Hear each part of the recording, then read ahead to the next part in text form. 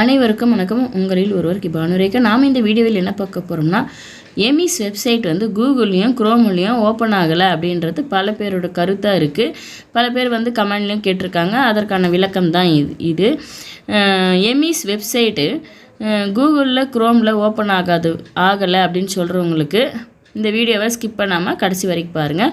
ஆசிரியர் சம்மந்தப்பட்ட அனைத்து தகவல்களும் நம்ம சேனலில் இருக்கிறதுனால நீங்கள் சப்ஸ்கிரைப் இது வரைக்கும் பண்ணாமல் இருந்தீங்கன்னா சப்ஸ்கிரைப் பண்ணிக்கிங்க. வாங்க வீடியோக்குள்ளே போகலாம்.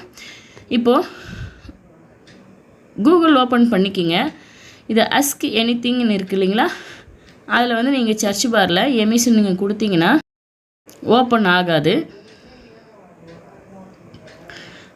ஆகாது.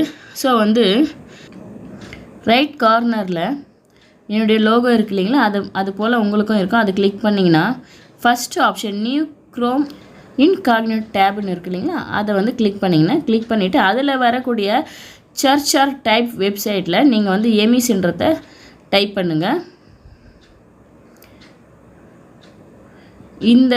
இந்த இடத்துல வந்து நமக்கு எமிஸ் வெப்சைட் வந்து ஓப்பன் ஆகுது.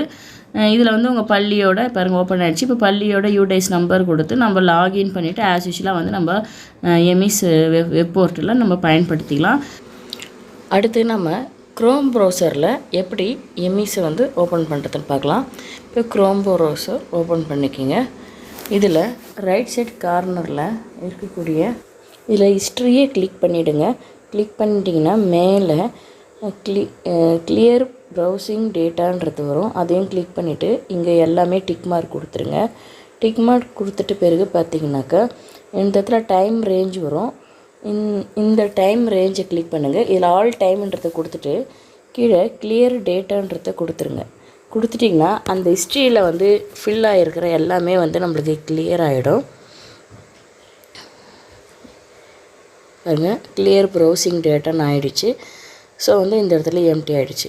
திரும்ப வந்து நம்ம க்ரோமில் ஓப்பன் பண்ணி இப்போ நம்ம சர்ச் பண்ணோம்னா இப்போ எமிஸ் கூகுள் சர்ச் பண்ணலாம். கூகுள் சர்ச் பண்ணிவிட்டு TN Emis வெப்சைட்டை வந்து நம்ம ஓப்பன் பண்ணுறோம்.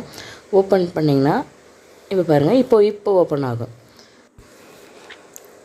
இதுக்கப்புறம் நம்ம ஆஸ் யூஷுவலாக நம்ம ஸ்கூல் யூசர் நேம் பாஸ்வேர்ட் கொடுத்து நம்ம லாகின் பண்ணி நம்ம எமிஸில் ஒர்க் அவுட் பண்ணலாம். இந்த வீடியோ உங்களுக்கு மிகவும் பயனுள்ளதாக இருந்தால் மறக்காமல் நீங்கள் நமக்கு ஒரு கமெண்ட் பண்ணுங்கள். சப்ஸ்கிரைப் பண்ணாமல் இருந்தீங்க சப்ஸ்கிரைப் பண்ணிக்கோங்க. மற்ற ஆசிரியர்கள் பயன்படுத்தி ஷேர் பண்ணுங்கள். நன்றி, வணக்கம். மீண்டும் சந்திப்போம்.